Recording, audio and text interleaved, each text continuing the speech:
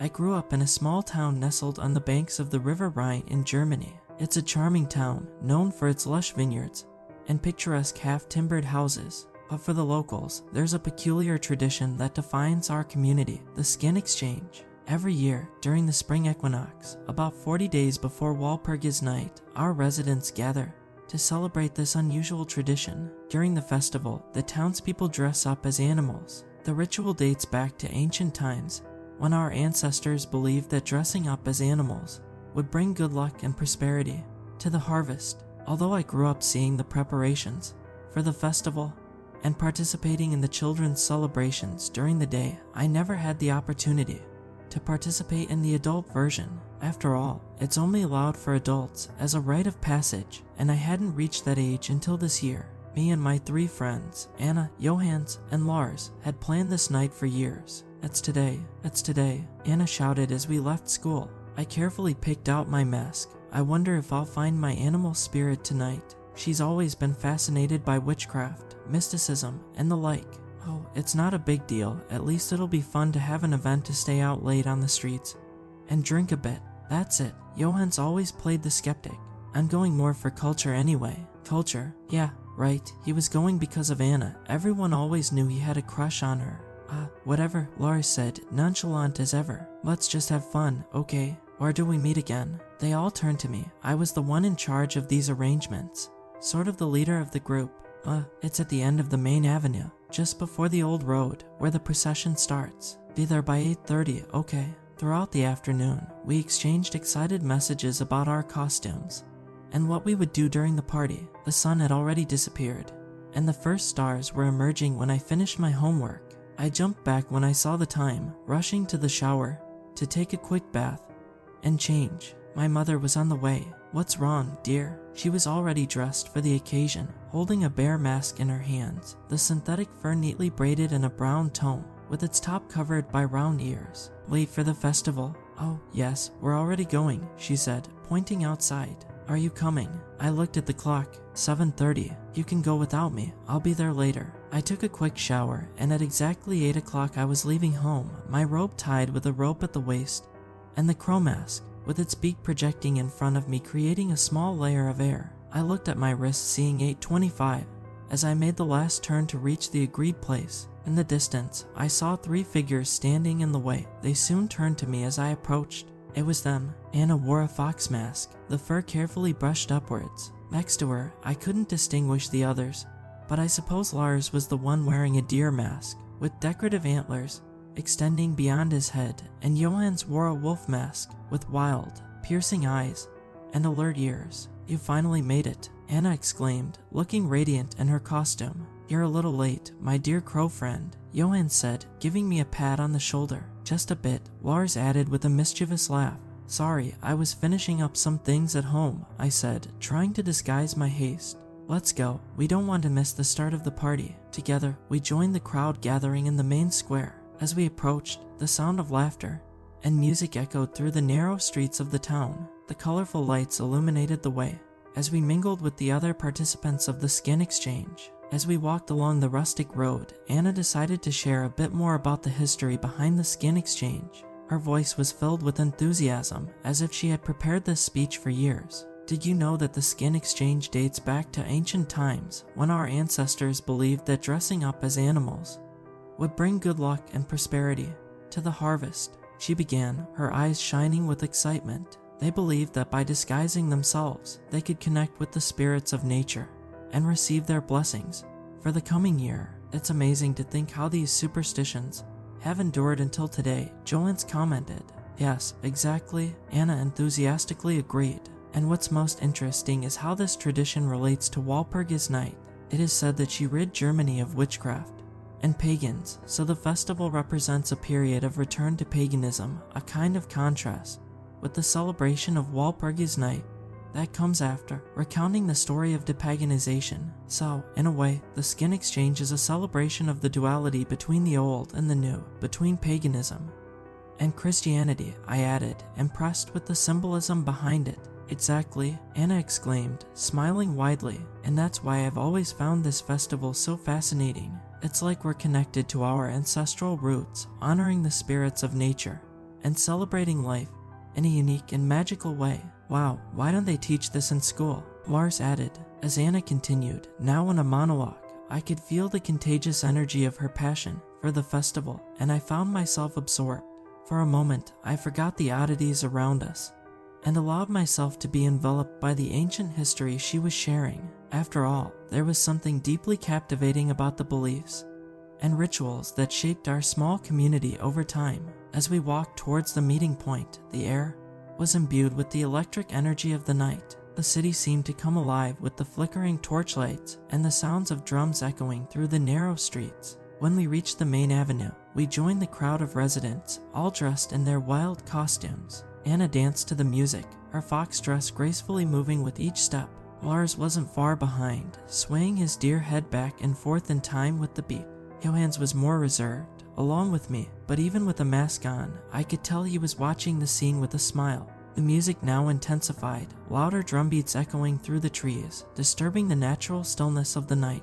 Now everyone was in a clearing, dancing in a circle around the bonfire. It looked like a Sabbath. Suddenly, my phone rang. Who would call at this hour? I thought, still watching them bring more torches to be lit on the bonfire. I looked at the screen. Mom. Well, I hadn't seen her yet. I scanned the area trying to find her, but none of the bears. There was a woman. I answered the call. Hi, Mom, I asked, trying to locate her among the crowd. Hi honey, I'm with your dad here in the square. Are you coming? Her voice sounded excited on the other end of the line. The square? Yes, I sent you the notice that it would be here. They decided last minute not to do the procession on the dirt road. Remember? The memory hit me. We were so excited about the party that we forgot about that. But then, son, her voice came through the phone again. Where are you? I'm on my way, I replied to my mom, trying to keep calm as my mind spun in confusion. I hung up the phone and looked around, my eyes frantically scanning the masked crowd. I didn't recognize anyone, no one else from the town, no one but us. A shiver ran down my spine as I held onto the phone tightly. As the lights flickered and trembled, partially illuminating the revelers, realization washed over me. I understood what was happening. I frantically looked for Johannes. He was still leaning against a tree. I approached him cautiously, stopping a bit before him. Johannes, I called. Yes, he replied. I moved closer to him, near his ear, and whispered in a low voice words that still make me shiver to this day. They're not masks. My heart began to hammer in my chest as the words echoed in my mind. Johannes looked at me with a confused expression. He looked around for a while and seemed almost to stagger backward.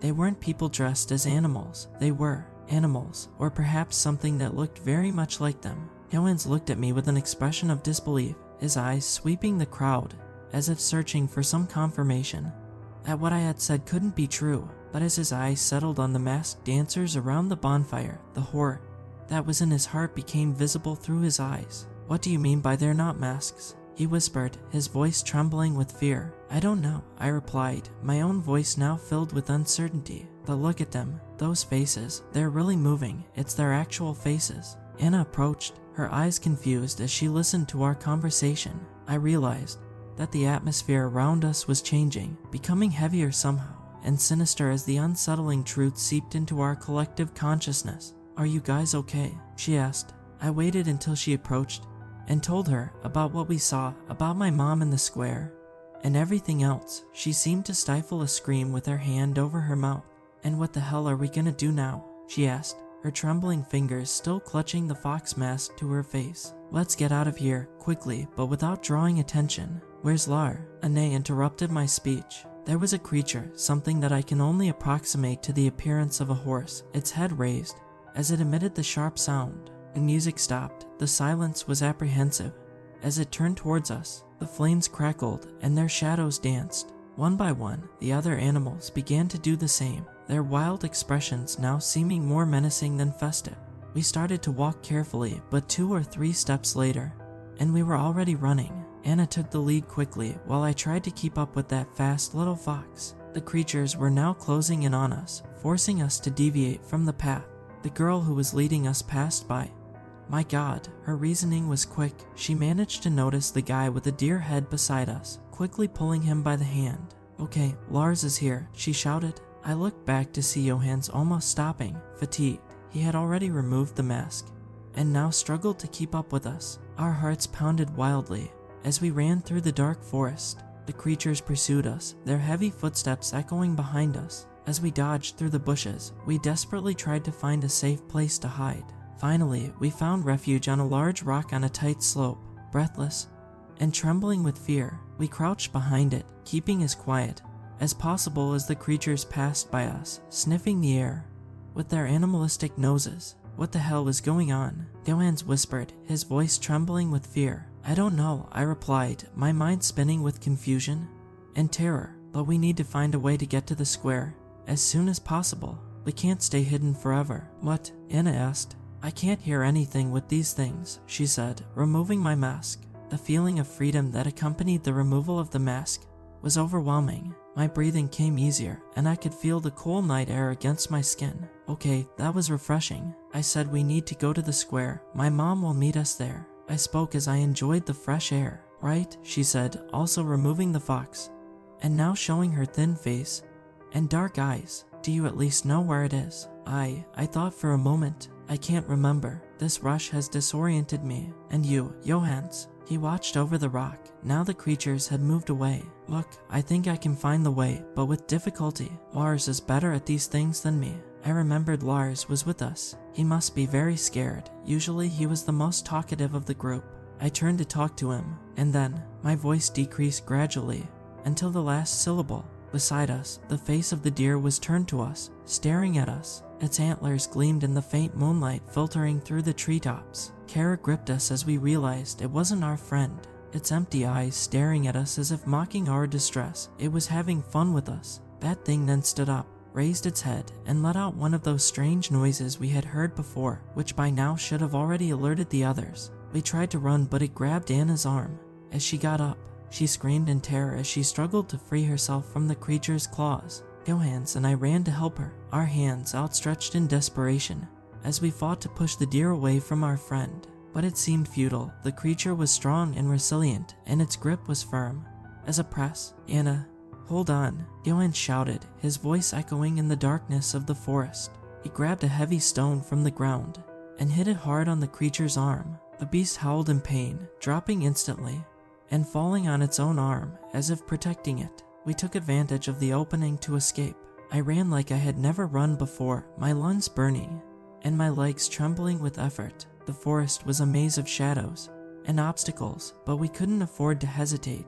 After a while, we managed to get out of the main road, but we followed it from within the forest, hidden by the foliage mantle. The creatures mainly transited in the narrow, rustic path of beaten earth. They knew we were trying to get home. One or two were in the forest, but not enough, and we managed to go unnoticed. We're close to town, Johannes whispered, his voice mixed with the sound of our light footsteps. I could see the distant lights of the city beyond the trees, a comforting sight that urged us to continue. Finally, we emerged from the shadows of the forest and could see the main street in the distance, where we came from at the beginning of the night. As we turned, I saw, at the end of the street, a person standing. It was a slimmer, feminine silhouette. I followed with my eyes, from her feet to her head, adorned with 2 round ears. Mom, I said as our eyes met. She walked towards us, her arms open for a hug.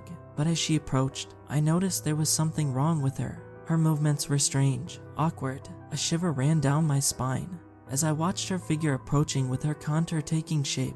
A strange shape. Son, she called, but her voice was strange, almost a growl. Are you okay? Our words seemed to come from some distant place. A feeling of dread seized me as I struggled to understand what was happening. What's happening? I asked, my words coming out in a trembling whisper. She approached even closer, her hands reaching out towards me. But as she got closer, I could see that it wasn't my mother. Her face was distorted, teeth protruding from his mouth, and a large snout trembling where his nose should have been. And his hands were sharp claws, ready to grab.